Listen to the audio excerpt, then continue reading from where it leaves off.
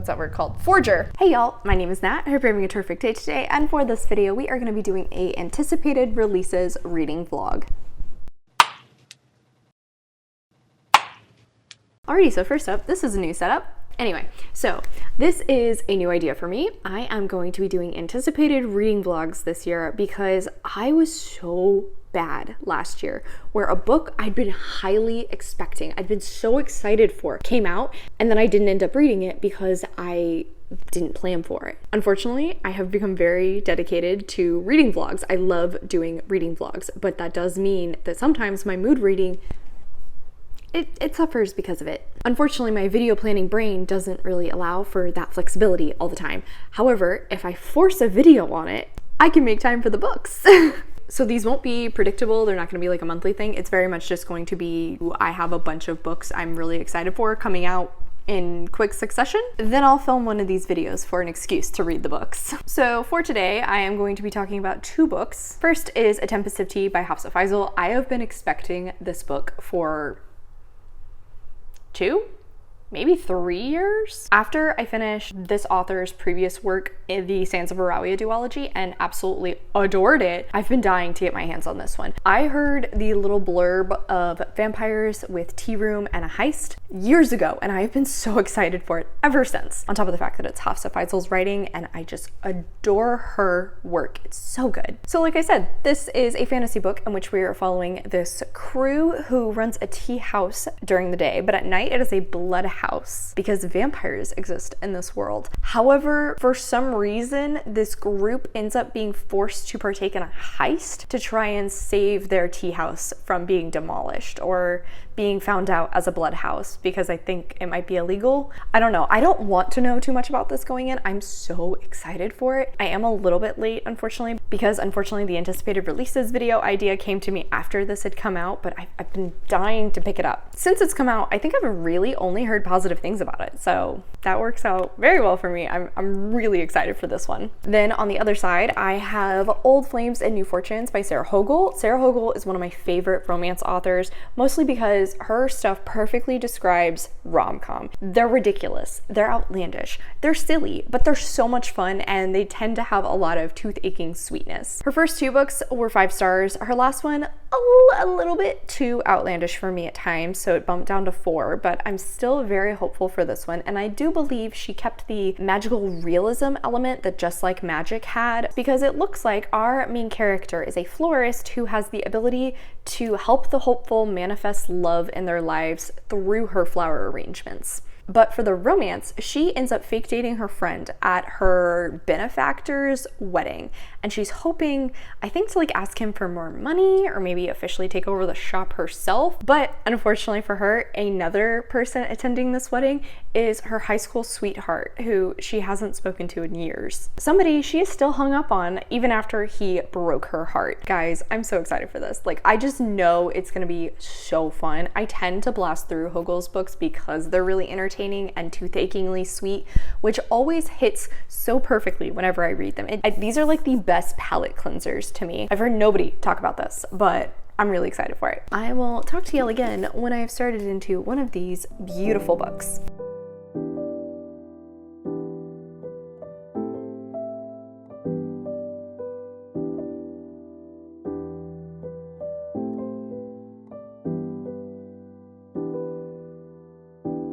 Hey guys, so I have started into Tempest of Tea by Hafsah faizal. I'm currently just shy of 50 pages, so I thought I would talk to y'all just to kind of start things off with this vlog. I'm already really digging it. I actually forgot that this is set in the same universe as We Hunt the Flame, so when I was looking at the map and saw 𝗖ție, was very excited. Like I mentioned in my intro, I didn't know a ton about the summary going into this. I more just grabbed onto those buzzwords, and that's what won me over, on top of just Hafsah faizal's writing.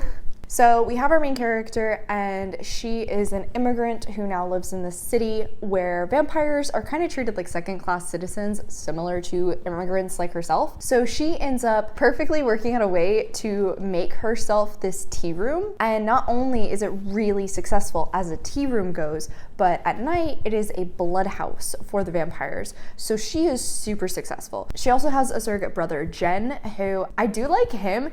𝗖cie isn't really threatening when you see her, but she has lived through so much, she's experienced so much in her short life, and so she is terrifying. She does not let anybody shake her, and I love her already because of that. It's great because Jin sort of acts as like her heart, her conscience. He's the one who seems more emotional, but at the same time, he also comes across like her muscle. And I kind of love the dichotomy of that in his character. We also see from his perspective, which is fantastic as well. There is a character we were introduced to that I could kind of see being a villain, but he was very minor just at the beginning.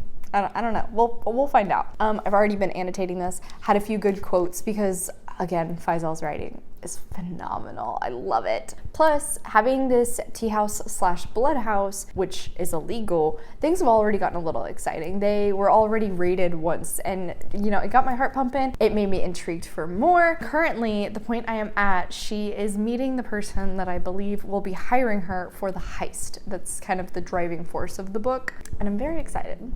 So this is going incredibly well. Not that I'm surprised.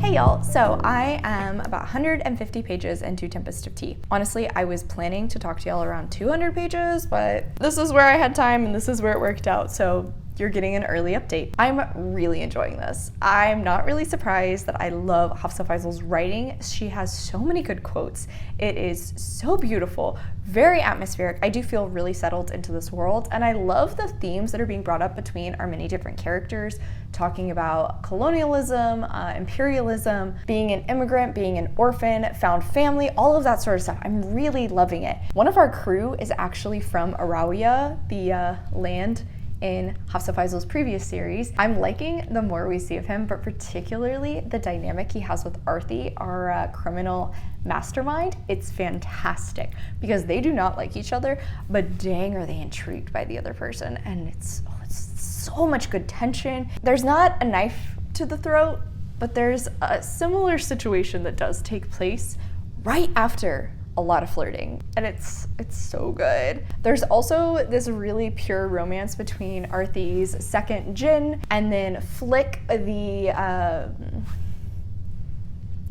what's that word called? Forger. The forger for the documents they'll need in order to make this heist happen. Flick actually is quite sheltered. She is the daughter of the woman who runs, oh, what's it called? It's like the EJC. I'm not gonna be able to find it now. Clearly supposed to be reminiscent to the East Indian Trading Company, and I thought that was a really cool thing to work into the story. Doesn't really have too strong of feelings about her mother's role in this company. It's more the damage that company has had on she and her mother's relationship. But Flick ended up taking up forging kind of just for fun and because she's good at it.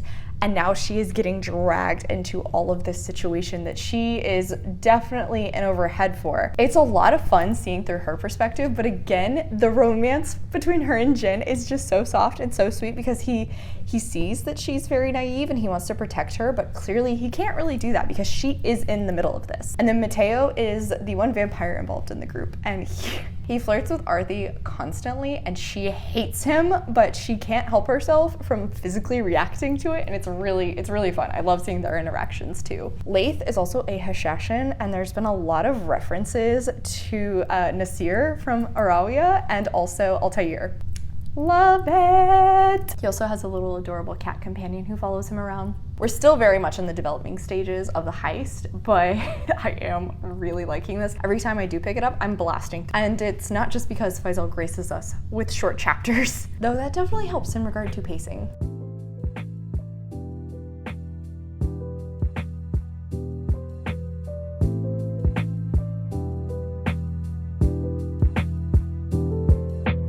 Hey guys, so I finished out A Tempest of Tea, and like I said at the beginning, I really didn't know much about this, but Hafsah, she knows what she's doing. I trusted her, and she didn't steer me wrong. This was so good. It played so well on her strengths. The writing is totally gorgeous. It has some really fantastic lines, some great interactions, some moments that just really made me pause and reflect on how well written they were. Whether it was to express a point, an emotion, an action, any of that, like she could just make it sound so poetic. and present it in the most beautiful way possible. I also think the character work was very well done. The dynamics between all of the different main characters within our crew, loved seeing every single one of them and how they altered throughout the story. 𝗖cie, who's on the cover and is like one of the main characters, she's one of the perspectives we see through. I initially was having a really hard time with her, and I do think by the end I did want a little bit more from her, but at the same time I feel like the entire nature of her character makes it very difficult to get to know her, to connect with her. She keeps everybody at a distance, even her own brother Jen. Like, there's still stuff that he is learning about her throughout the book. We don't really get to see a softer side of 𝗖cie until like the last 100 pages of this. I really liked how that worked for her character, and once we finally were seeing more of it, it made me thirsty for more. Particularly when we see her background and the amount of trauma she's experienced, it makes perfect sense why she is this way. Though I will admit there's like a certain surprise with her background that wasn't very shocking. I expected that. In regard to the dynamics, particularly the mirroring of 𝗖cie's character and 𝗖ith was very well done, and it made me love every single interaction between those two. There's so much tension there, not only because they don't like each other, they're opposing sides. He works for the Ram, he is a guard, whereas she's a criminal. So right from the get-go, you know, things aren't great. But the more the two of them interact and the more they see themselves in the other person, it just ratchets up. I did really enjoy. But it also had me so nervous at certain times and sweating. Very interesting to see, but I don't feel like you really appreciate the breadth of the character work done there until you get to the end. I also loved the sibling feels that she has with Jen, and speaking of him, Jen was probably my favorite character. I adored him. He has a bad boy exterior with a heart of gold, and first off, I love those sorts of characters. He isn't quite as curmudgeonly asshole as my favorite characters are. The absolute cutest. He puts on such a tough front, but then when you see through his perspective, he cares so much, and he is such a nervous boy. He just wants everything to work out best for him and his.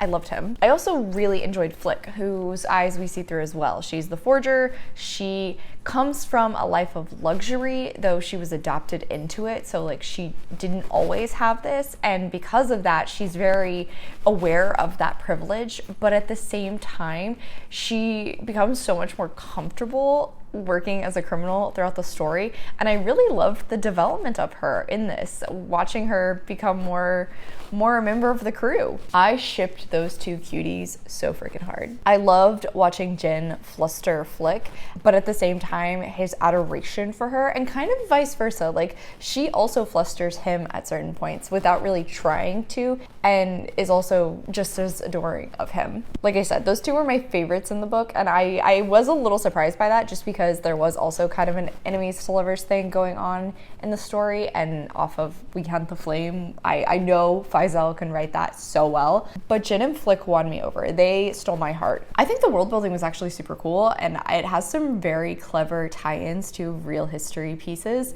like the East India Trading Company I talked about before, as well as the slave trade that they were involved in. The author wove into a fantastical world really well. Plus, I loved getting to hear more about 𝗖cie. Any little drop, any little reference to it, I was like frothing at the mouth for it.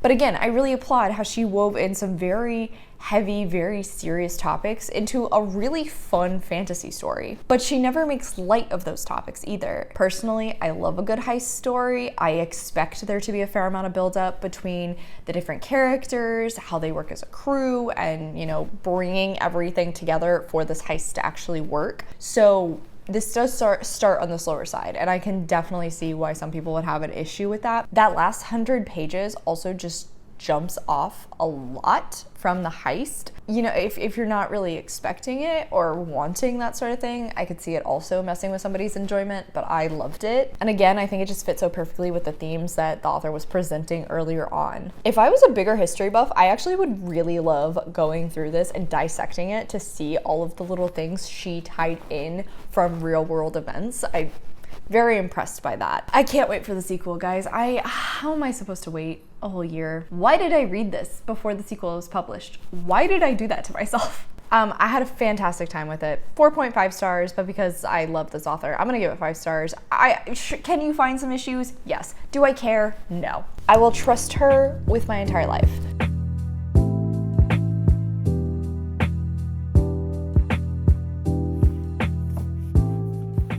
Hey guys, this is a new background. This is different. This is fun. Honestly, I need to film this update and I didn't want to set up anything more complicated than my generic tripod. I may or may not be 234 pages in before talking to you. I read majority of that yesterday.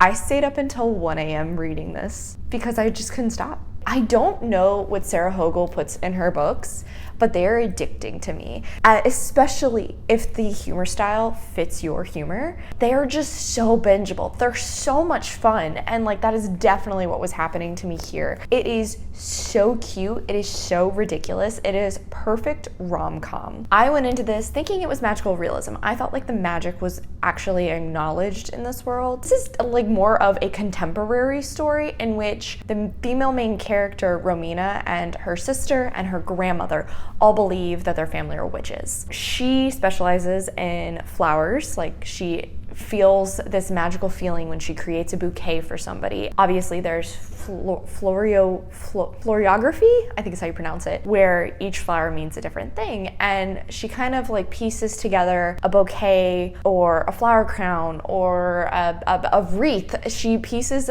things together based on what the magic tells her, and she kind of like does different fortunes for people to do certain things, normally around their love life, but it could be other more normal things too, like to imbue luck. Her sister kind of does the same thing, but with candles, and then their grandmother always said she was psychic. It's very woo-woo, but at the same time, it kind of really fits perfectly with this small town, cozy atmosphere that the authors created. It's so atmospheric. This is like peak soft girl energy. I actually do really like that every chapter is a different flower and what it means, which is really cute. Are they actually witches?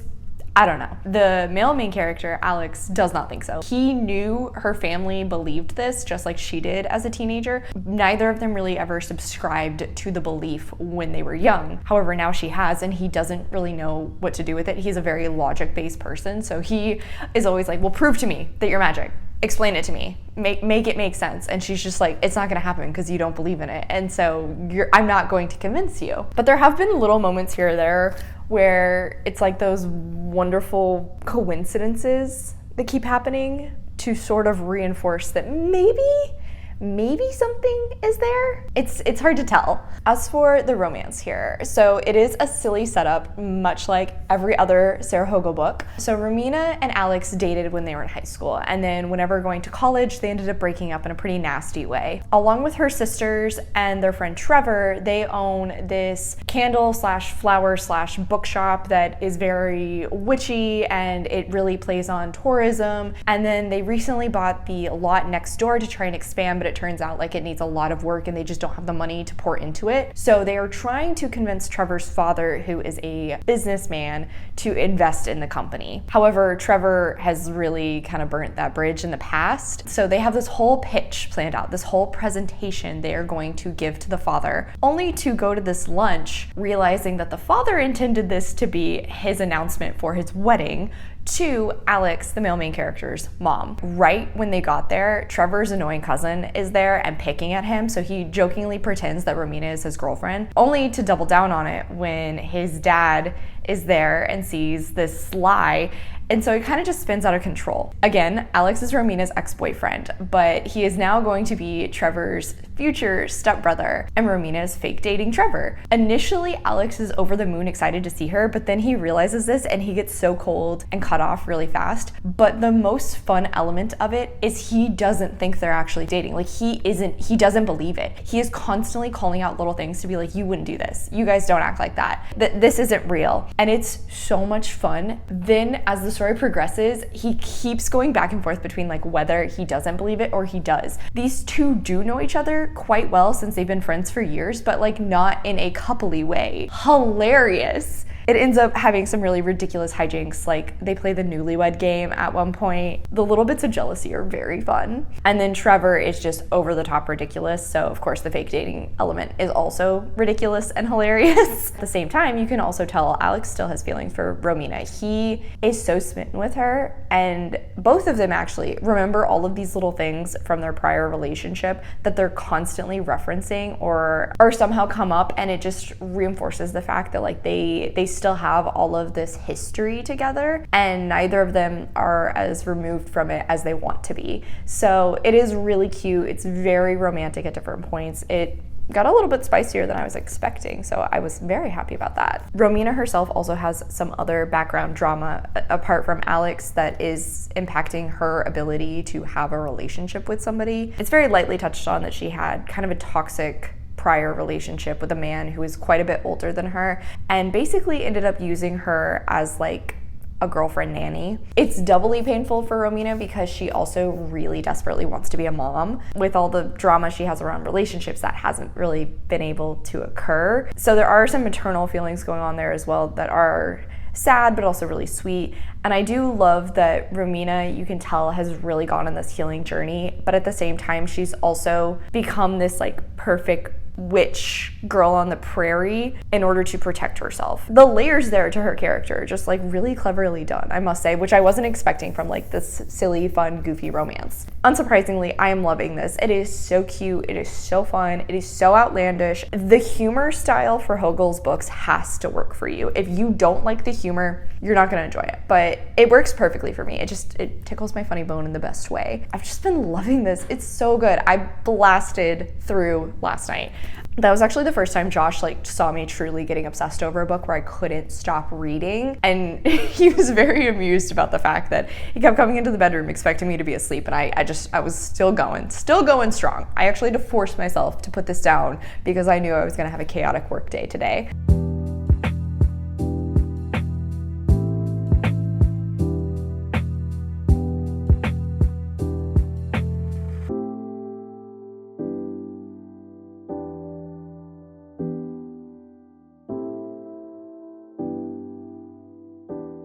Hey guys, so I officially finished out Old Flames and New Fortunes. Sarah Hogle knows how to do adorable, tooth-achingly sweet, fun rom-com perfectly. I will still say, expected a bit more fantasy, especially because I think Goodreads actually had this marked as romantasy in like one of their romance books coming out here soon. It's not a romantasy. Honestly, you could read this as a contemporary. There are little nods here and there to the possibility that some magical realism is happening. You could also just read them as coincidences. However, 𝗖mě's personality is so perfectly the good witch kind of thing, and I love it, especially with the whole aesthetic and atmosphere of the story. It works perfectly.